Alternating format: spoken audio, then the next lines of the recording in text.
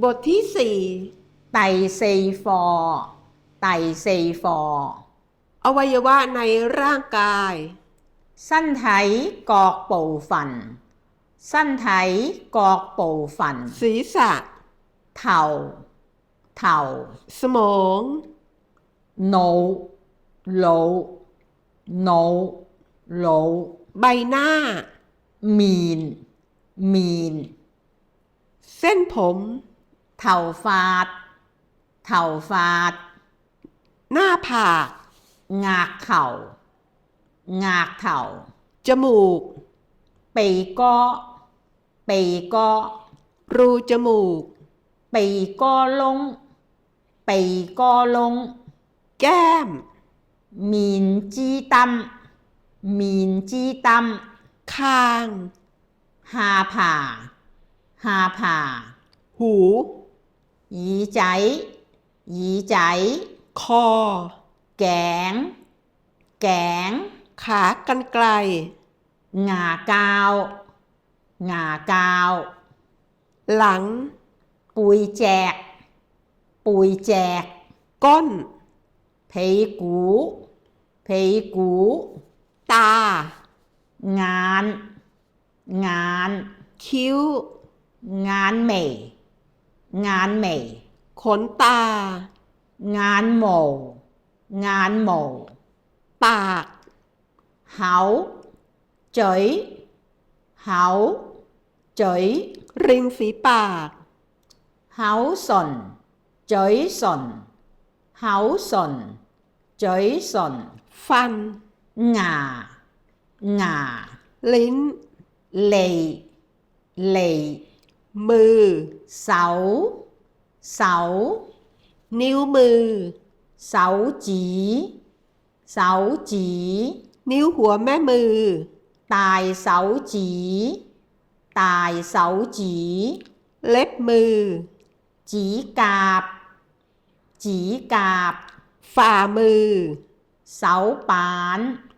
手板หลังมือ手背手背ข้อมือ手腕手教手腕手教ข้อศอก手踭手踭แขน手臂手臂รักแร้การักไตการักไตหน้าอกหง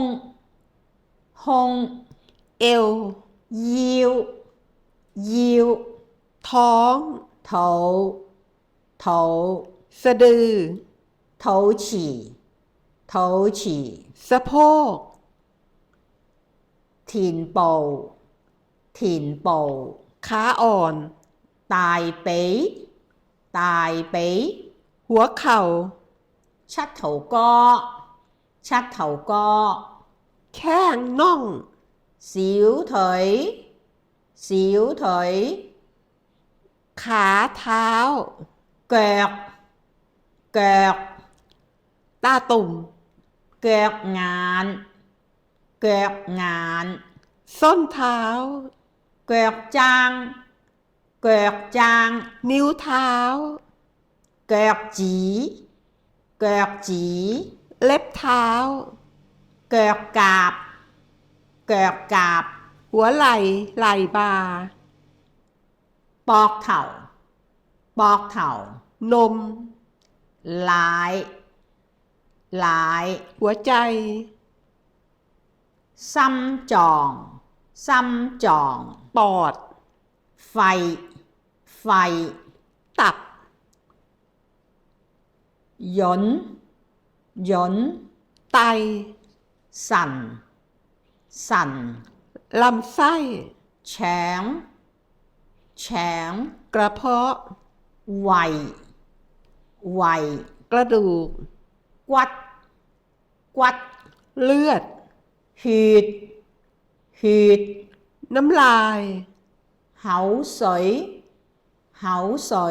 เหงื่อ寒寒ขี้รังแค頭皮頭皮ประจำเดือน月經หยุดเก้ง ปัสสาวะ สิวปีน อ้อเหลียว สิวปีน อ้อเหลียว อุจจาระ ตายปีน อ้อสี ตายปีน อ้อสี จบบทที่ 4